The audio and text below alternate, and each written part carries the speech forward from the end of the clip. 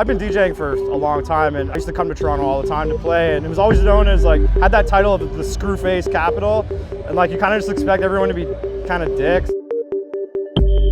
I feel like that really changed over the last couple of years, for the better. Toronto's like on the world map now. We run this shit.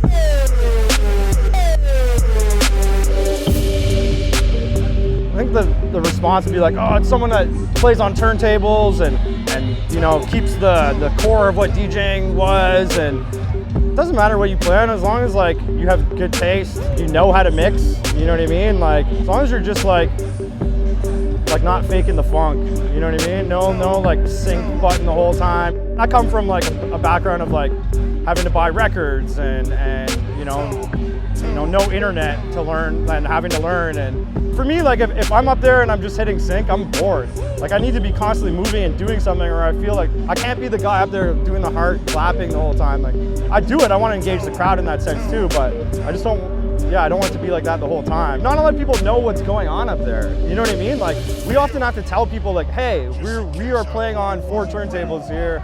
We're scratching, we're doing this. Like we tell people when we're doing it. So like, make sure you know that something's happening up here other than just me like playing a record.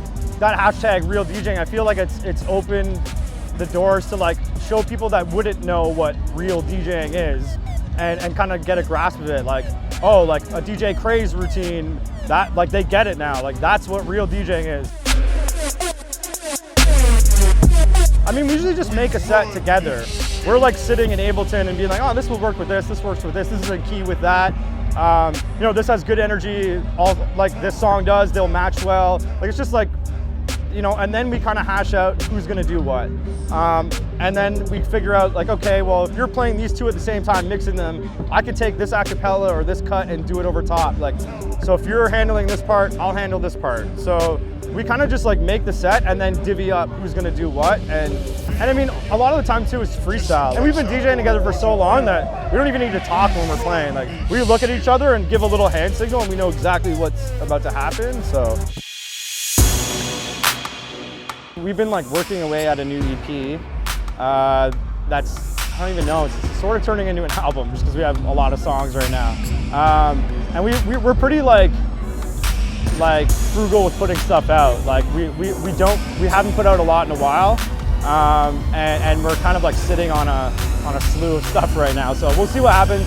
Maybe an album, most likely an EP, and should expect it fairly soon. It's definitely our sound, but it's different vibes than what you're kind of used to. There's heavy shit, there's chill shit, there's up-tempo, down-tempo, it's little interludes. It's kind of all over the map, but we're really, really proud of it so far and working to get that done. This is our motherfucking remix of Panda.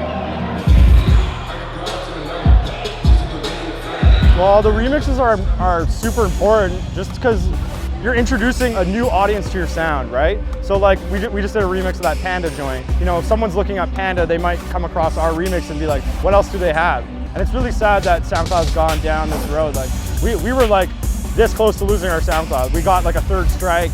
And we had to super fight to keep it. But we had to take away all of our remixes, and it sucks. Like, you know, because now it's like, where do I go and find a new remix of who's doing some cool shit? Like, I don't even know where the platform is now. Like, do I go to a blog and get a MediaFire link or whatever? You know, like, what's the move now? It kind of sucks because SoundCloud was that go-to. Like, you know, you hear a new song, you're like, let me type in it on SoundCloud, and then I find a plethora of remixes. And it's like, that's just not there anymore, and it's sad. Something else is gonna pop up that, you know, everyone's saying Mixcloud, and it's gonna take some time, but we'll see what happens.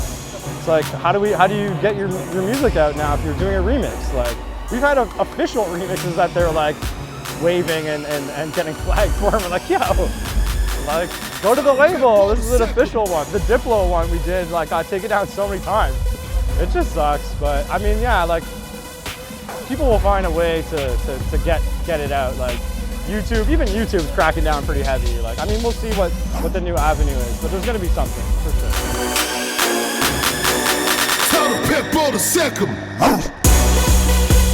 We've we've always said we don't really want to be in our music videos. Like, we want to tell a story and have it, you know, kind of speak for itself. And yeah, and we want you to like feel something too, like something that like the music might not do or something the video might not do if they weren't together.